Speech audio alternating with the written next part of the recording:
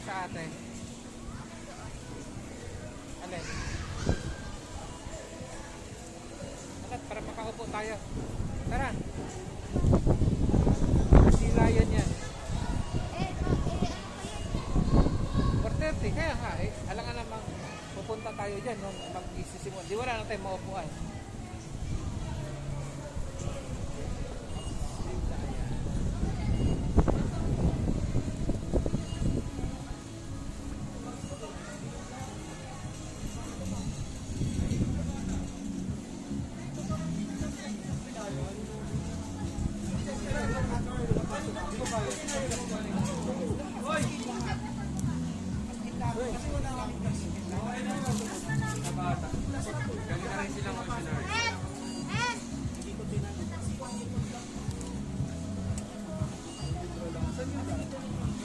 Hawa ka na. Lagay mo yan. Hawa ka na.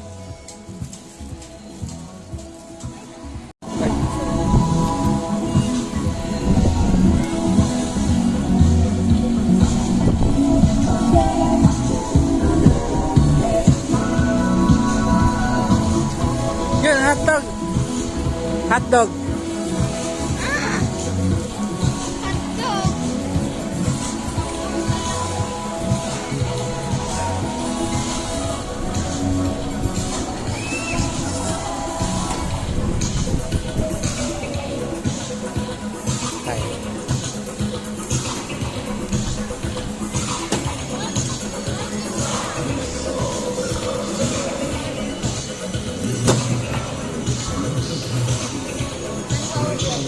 Doon tayo, doon tayo.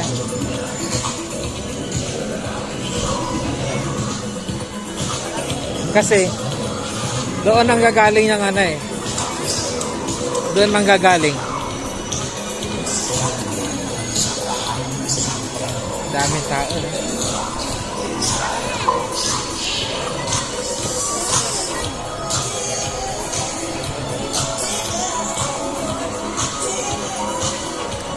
Yan, dito tayo.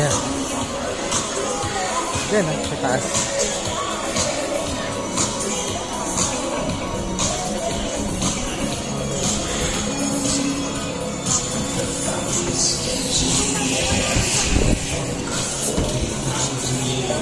Bye.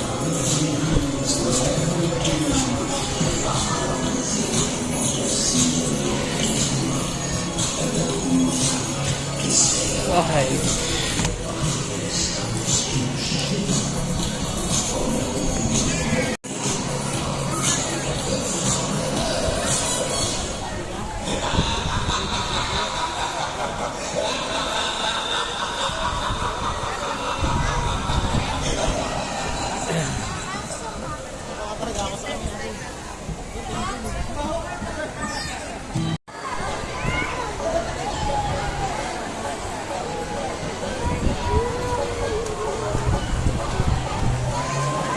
Let us all walk up our flag racing bird, Taco.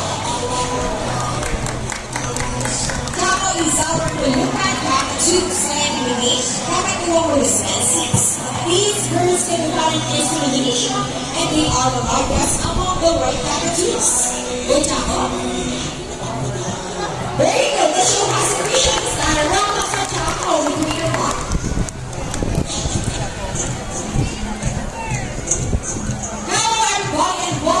Ocean Park All-Star Bird Show with me, Junior April.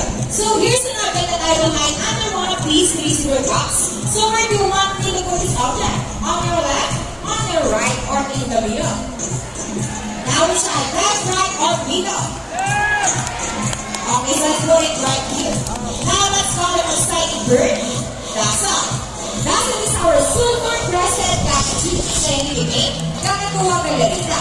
They inhabit in open woodlands and forests along the east coast of Australia. They are very loud birds and can mimic almost any sound. Typically feed seeds, nuts, fruits such as durian, papaya, rambutan, and they also love corn. Now guys, do you think that's an ability to find real object? If it's yes, you can say, we can do it, that's all. Go, Casa.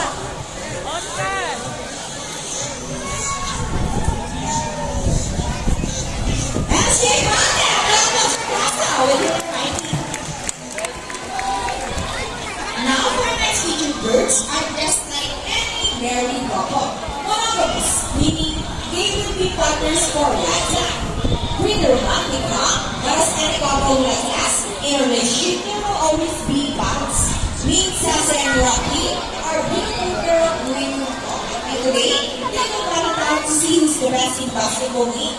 And before we start this battle, I'll be dividing into two groups. All the girls will cheer for Sassy. Now, girls, let me hear say, Sassy, Sassy.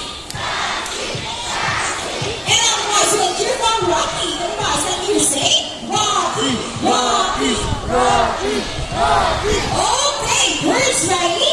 Cheers ready, set, go. Here's strong comments first one. Another one with Sassy, another one from Rocky. And Rocky wins! What can you say about the train Jerry? You guys lose time. Hold it. I want another race.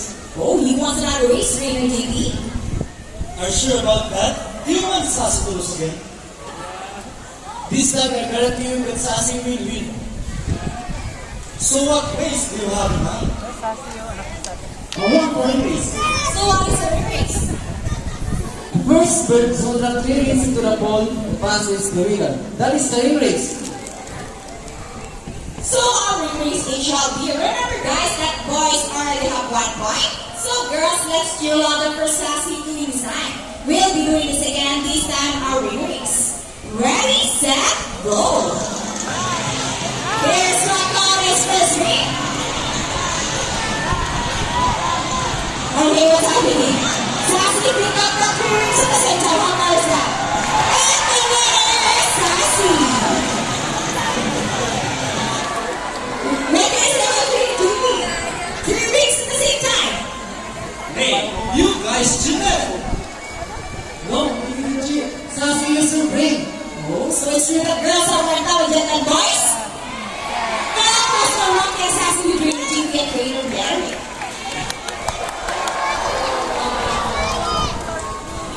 Parents are particularly known to be intelligent and perceptive. That's why we continue to enhance their skills and not get bored. Here's Sassy arguing ako. She's going to show us how intelligent she is by putting the shape back to its correct slot. Just like Sassy, Greek Rinocos are from South America. They are known to be the gentle giants of the parrot family. It is because they are the second largest next to the highest Rinocos. They can grow up to 92 centimeters in length and can be up to 8 years old.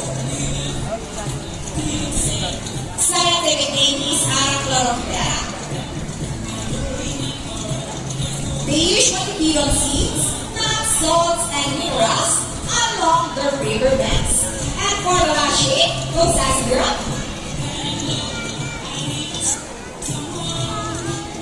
And there you go, we got it right. Almost for Sassy Ranger. Now guys, who loves that? Everyone here knows the dish, right? Well, this next part of the program will leave most people baffled and amazed. They got triggers. Do you think first time do that? But before we start our mathematical wizard, I'll be reading 2 numbers between 1 to 15. So any number between 1 to 15. Any number? Okay, so it's only be number 12. How about the second number? This second number will be number 6. So the equation is 12 plus 6. Let's see if our mathematical wizard can solve this equation. But first, Trainer David will show us the number.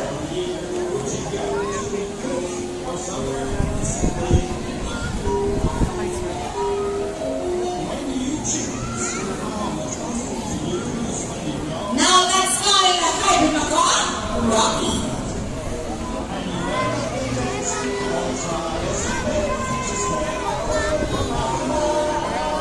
So the equation is 12 plus 6. Let's see if our mathematical wizard can solve this equation. Okay, Trainer David, is Rocky ready? Will Rocky solve the equation for us? Once again, the equation is 12 plus 6. Go Rocky, do the math.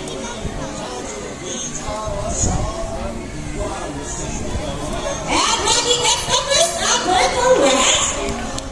How about the second number? Okay, off to the second number, Rocky. Go, Rocky loves numbers. And we get to number 8. So, composition is equals to 18. Put your outside of your head in ako ang Rocky between David. Ladies and gentlemen, now that you have seen our colorful and intelligent parrots, we would like to show you another sweet super beautiful ocean park. Birds of prey, also known as raptors, not that feed by other animals. The term raptor came from the Latin word rapere, meaning to seize or to take by force. These birds are characterized by their clean vision that allows them to detect rainbow prey. They also have powerful talons and beaks. And here's an example of their amazing flying ability. Meet our brownie guys. Here comes the brownie guys, typically known as Alaska Bears. 146 pieces of the prey around the world. These birds can be found in India, Indonesia, Bangladesh, Pakistan, along China, and the Philippines.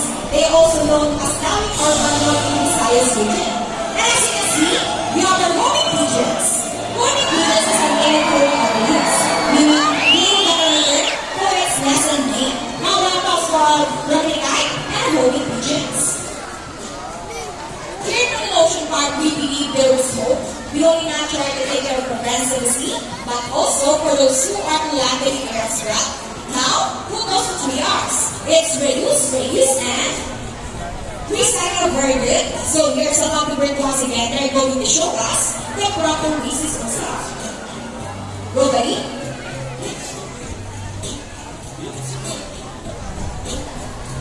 See, if our happy birds can do it, so can we. Ladies and gentlemen, we hope you all enjoy the show. Are the birds spectacular?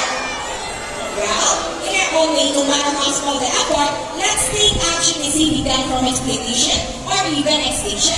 Please, let's all do our part in saving the world. Because remember, this is the only home we got. So let me present the birds and the trainers that made the show possible. Trainer Mark, big buddy. No. Trainer JP, big speed. And I got a trainer Gabriel. Thank you and goodbye.